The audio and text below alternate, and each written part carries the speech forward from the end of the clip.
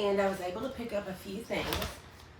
One of my favorite things is making my bed and changing the look of it from time to time. So I got a set of vintage seats. Don't know exactly how old these are. These may only be a few years old, but they have that great old-fashioned look. This is a yellow cotton check, butter yellow with a matching flat. These are excellent condition, very high quality cotton, queen size, and I got these for $8.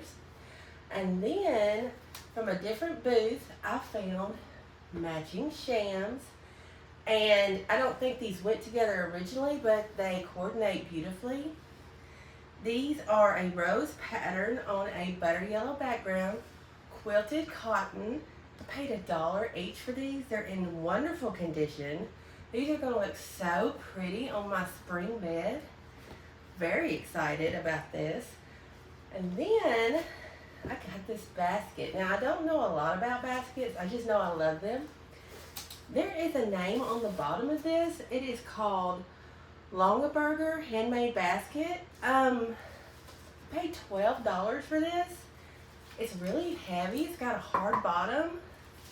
I think this might have been a good deal. So if you know anything about baskets, let me know. I love baskets. I'm going to put some embroidery in here that I'm working on and keep it around the house a little bit, sort of as a decoration and as a storage tool. So very happy about this. What are your favorite thrifted items? I would love to know.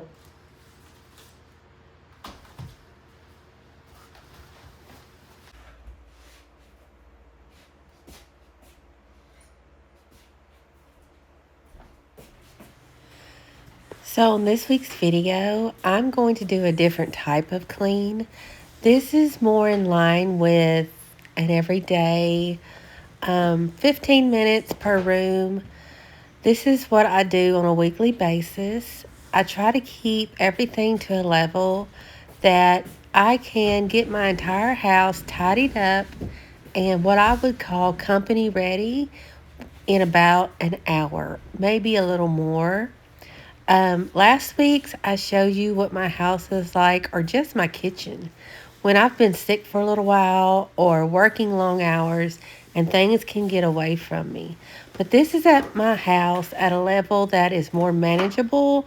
I've been able to stay on top of things and we can do a quick clean per room and have everything ready to go much easier.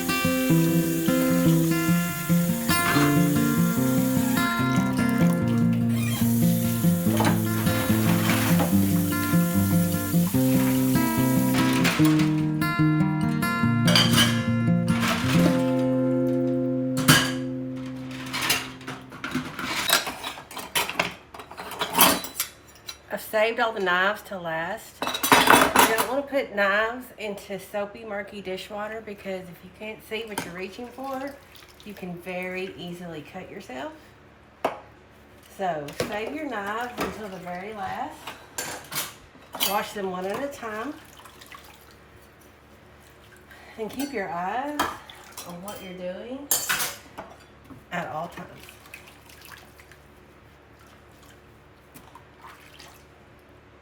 This is actually something I taught my in-laws when I met them. They just threw everything in willy-nilly. And including, they had a dishwasher, including into the dishwasher. And I remember my father-in-law actually fell once and fell on knives that were stuck straight up in the dishwasher. We had to go to the emergency room. So yeah, watch what you're doing in the kitchen. It can be really dangerous. There we go. Dishes that took less than 10 minutes.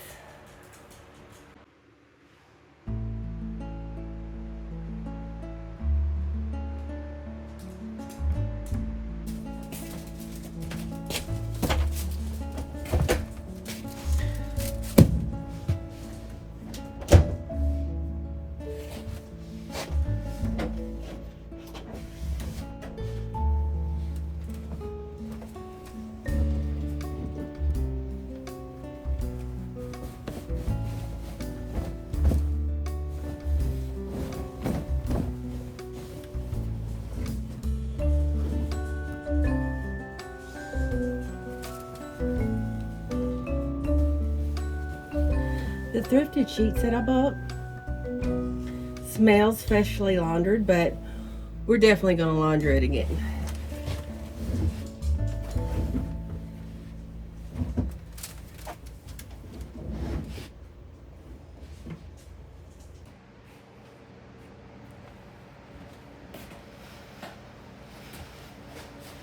This is the front entrance of my house, and by far it catches the worst of everything on a weekly basis. People's shoes, whatever they had in their hands gets laid down in here.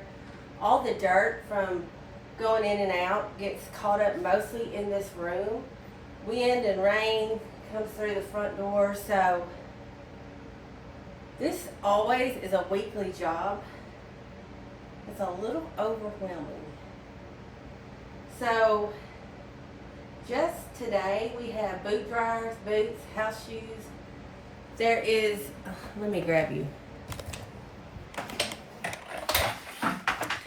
There is a box of plank flooring, my bag, my purse, things. I've set down a huge bag of birdseed, and it's a lot. So I would say this is always the messiest room in the house, the most difficult to clean up because it just catches all the clutter. And if I was going to point the finger at anybody, it'd probably be my husband. But we won't cast judgment here. We're going to clean up and sweep up and probably do a mop.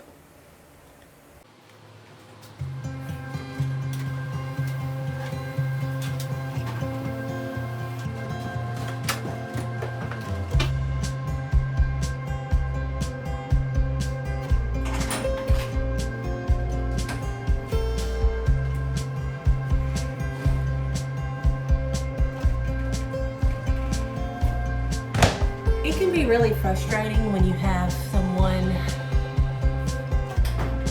you live with who's a clutter bug when you are not a clutter bug. reconcile those two types of personalities together. Because one is always trying to pick up and one is always putting out. So if you live in that type of dynamic, my heart goes out to you because it is a struggle sometimes. I get it.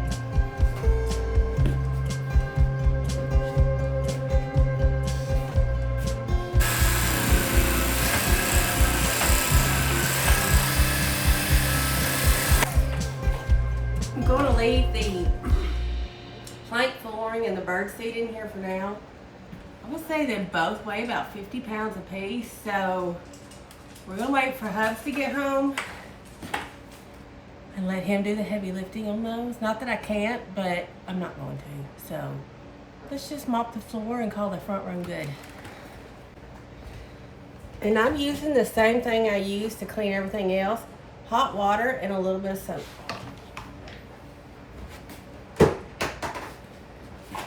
I'm not a complex person.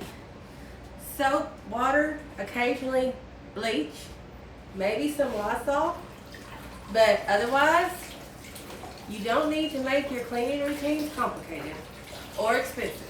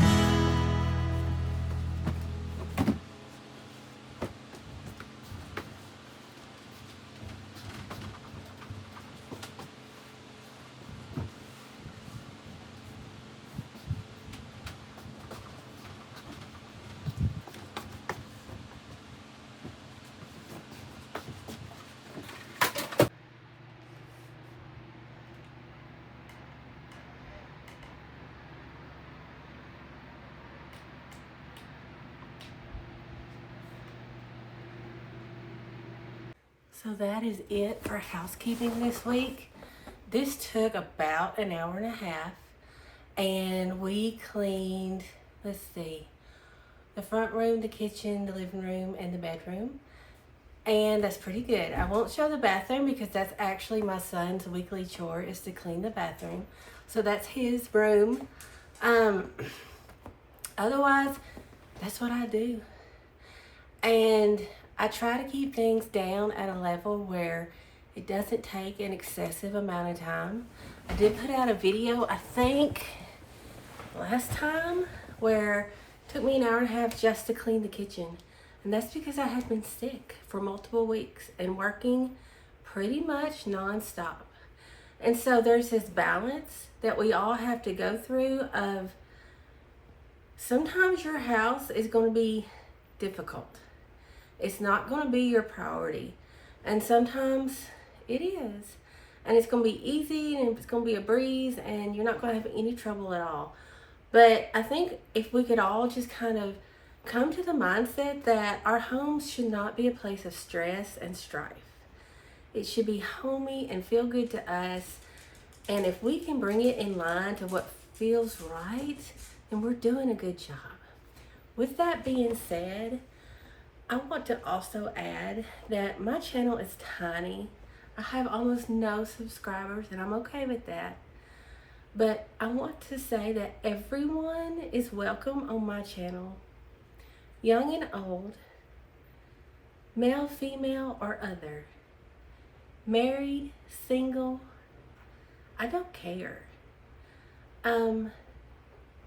Everyone, if you're any kind of homemaker, interested in homemaking, or just like cozy content, I want you to be here and I want you to feel comfortable and to know that you are welcome here in the world of truth.